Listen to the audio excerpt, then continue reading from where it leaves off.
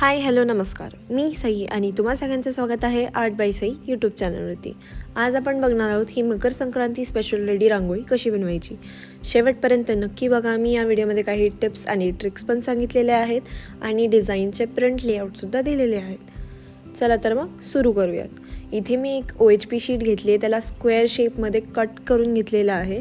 आता मी इथे first coat apply करते, ज्यात फक्त फेविकॉल आहे. काही पाण्याचा वापर नाही केलेला आहे मी.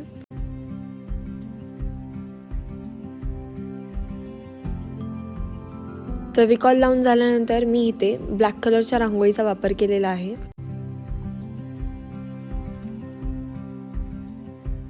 रांगोळी टाकून झाल्यानंतर त्याला आपण पेपरनी प्रेस करून घेऊयात, म्हणजे जी काही रांगोळी आहे ती फेविकॉलला नीट चिपकून जाईल.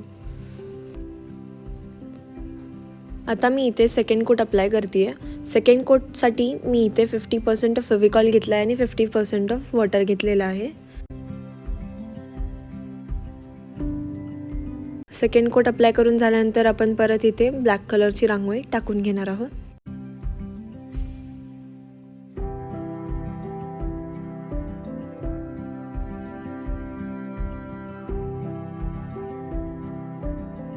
आता त्यालाही आपण पेपर किंवा बटर पेपरनी प्रेस करून घेऊया.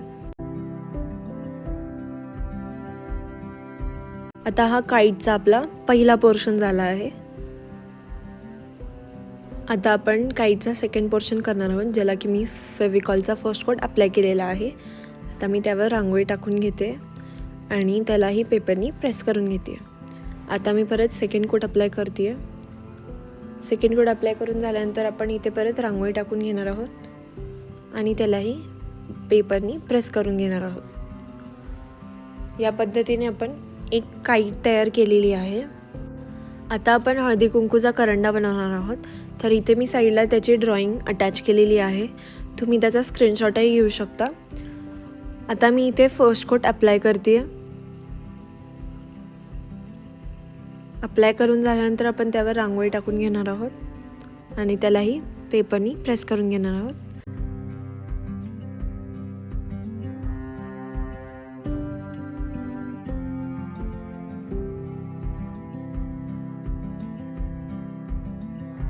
आता आपण सेकंड कोट अप्लाय करतोय,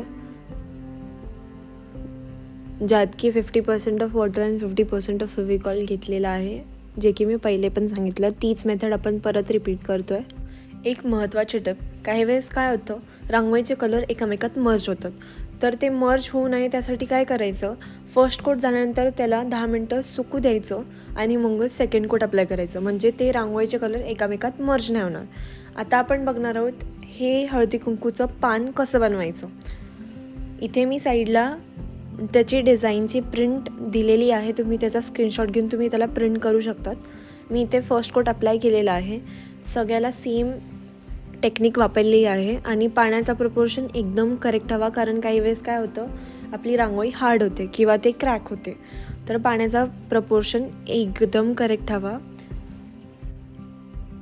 आता इथे आपला फर्स्ट कोट अप्लाय करून झालेला आहे. आपण इथे सेकंड कोट अप्लाय करतो आहे. अजून एक महत्त्वाची टिप, मला बरेच लोक कमेंट करतात की रांगोळी वॉटरप्रूफ कशी करायची, तर त्याची मी फुल माहिती नेक्स्ट व्हिडिओमध्ये देईल.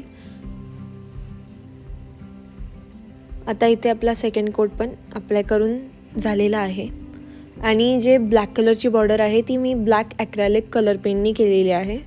आता इथे आपण हळदी कुंकूचं नाव काढून घेणार आहोत. आता इथे आपण फर्स्ट कोट अप्लाय केलेला आहे आणि इथे आपण येलो कलरच्या रांगोळीचा वापर केलेला आहे. एकदम झटपट तयार होणारी रांगोळी आहे, तुम्ही एकदा नक्की ट्राय करा. आता इथे आपण सेकंड कोट अप्लाय करतो आहे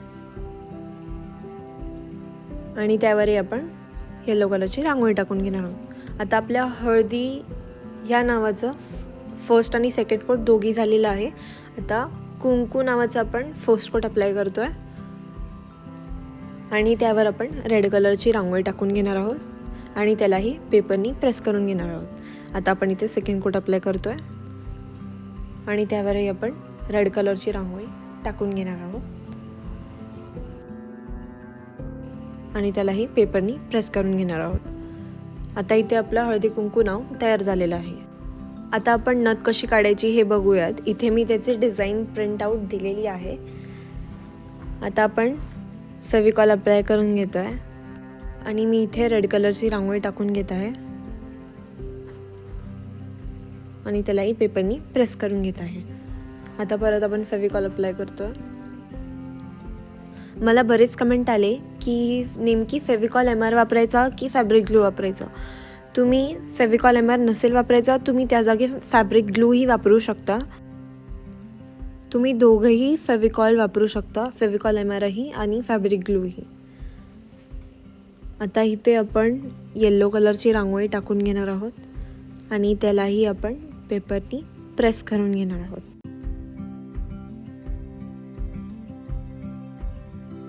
आता सेम मी ह्याला पण सेकंड कोट अप्लाय करणार आहे आणि मी इथे सेकंड कोटमध्ये शेडिंग करणार आहे.